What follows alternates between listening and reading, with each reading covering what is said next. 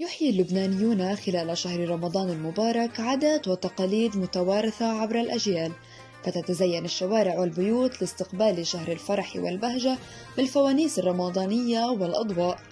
تجتمع العائلة على مائدة الإفطار يومياً مهما كانت التزاماتهم، والتي تزيد المحبة والألفة بينهم.